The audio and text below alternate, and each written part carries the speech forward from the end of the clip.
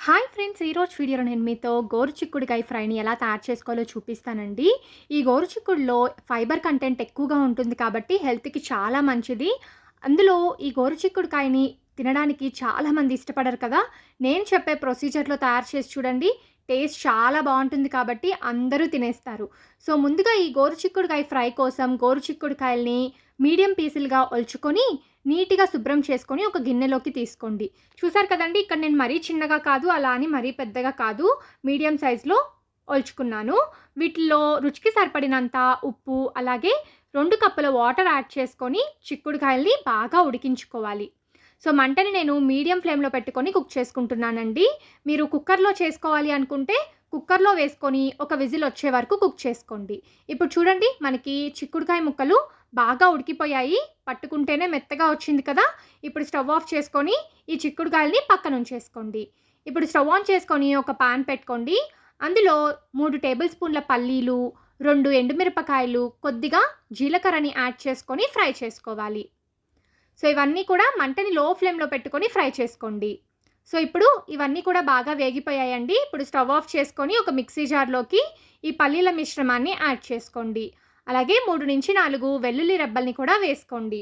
ఇప్పుడు ఇందులో మీ దగ్గర ఎండు కొబ్బరి ఉంటే ఎండు కొబ్బరిని ముక్కలుగా యాడ్ చేసుకోవచ్చు. నా దగ్గర అయితే పొడి ఉందండి. అందుకని నేను ఒక టేబుల్ స్పూన్ ఎండు కొబ్బరి పొడి, రుచికి సరిపడినంత ఉప్పు వేసుకొని మెత్తగా గ్రైండ్ చేసుకుంటున్నాను. సో, ఇప్పుడైతే మన ఫ్రైకి కావాల్సిన పల్లీల పొడి సిద్ధమైపోయింది. దీన్ని పక్కనుంచుకోండి. మిగిలిన ప్రాసెస్ చూసేద్దాం. ఇప్పుడు మరలా అదే పాన్‌లో ఒక 2 టేబుల్ స్పూన్స్ ఆయిల్ యాడ్ చేసుకోండి. ఆయిల్ వేడెక్కిన తర్వాత పోపు దినుసులని యాడ్ చేసుకోవాలి. అలాగే కచ్చా పచ్చాగా దంచి పెట్టుకున్న 3-4 వెల్లుల్లి రెబ్బలు వేసుకోండి. వెల్లుల్లి వేసుకోవడం వల్ల టేస్ట్ చాలా బావుంటుంది. ఫ్లేవర్ కూడా బావుంటుంది. ఇప్పుడు ఒక ఎండుమిరపకాయని తుంచుకొని వేసుకోండి. అలాగే ఒక చిన్న మీడియం సైజ్ ఉల్లిపాయని ముక్కలుగా కట్ చేసుకొని వేసుకోవాలి. ఇప్పుడు వీటన్నిటిని కూడా బాగా ఫ్రై చేసుకోవాలండి. సో, ఉల్లిపాయ ముక్కలు మరీ మాడిపోవాల్సిన అవసరం లేదు. కొద్దిగా ట్రాన్స్‌పరెంట్ కలర్‌లోకొస్తే సరిపోతుంది. ఉల్లిపాయలు వేగేటప్పుడే ఇందులో కరివేపాకు కూడా వేసుకొని ఫ్రై చేసుకోండి. సో, మనకి ఒక 2 మినిట్స్‌కి ఉల్లిపాయలు బాగా ఉడికిపోతాయండి. అప్పుడు ఇందులో పావు టేబుల్ స్పూన్ పసుపుని వేసుకొని ఒకసారి బాగా మిక్స్ చేసుకోవాలి. ఇలా మిక్స్ చేసుకున్న తర్వాత ముందుగా మనం ఉడికించి పెట్టుకున్న చిక్కుడుకాయ ముక్కల్ని వేసుకొని 2 నిమిషాల పాటు కలుపుకుంటూ ఫ్రై చేసుకోండి. ఏదన్నా వాటర్ ఉంటే ఇక్కడే మనకి బాగా వేగిపోతాయి. ఫైనల్‌గా ఇందులో పల్లీల పొడి తయారు చేసుకున్నాం కదండీ! దాన్ని వేసుకోవాలి. మీరు సాల్ట్ యాడ్ చేసుకోవాల్సిన అవసరం లేదండి. ఆల్రెడీ మనము చిక్కుడుకాయలు ఉడికించేటప్పుడు సాల్ట్ యాడ్ చేసుకున్నాం. అలాగే పల్లీల పొడిలో కూడా సాల్ట్ యాడ్ చేసుకున్నాం కాబట్టి నాకైతే సాల్ట్ సరిపోయింది. బట్ మీరు ఫైనల్‌గా టేస్ట్ చూసుకోండి. ఉప్పు సరిపోకపోతే వేసుకోవచ్చు. పల్లీల పొడి వేసుకున్న తర్వాత ఉప్పు చూసుకోండి.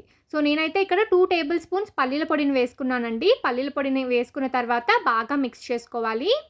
సో, పల్లీల పొడి వేసుకున్న తర్వాత ఎక్కువ సేపు ఏమీ వేగాల్సిన అవసరం లేదు. జస్ట్ 1 మినిట్ పాటు వేయించుకోండి, సరిపోతుంది.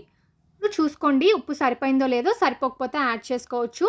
చూసారు కదా, చిక్కుడుకాయ ఫ్రై అయితే రెడీ అయిపోయింది.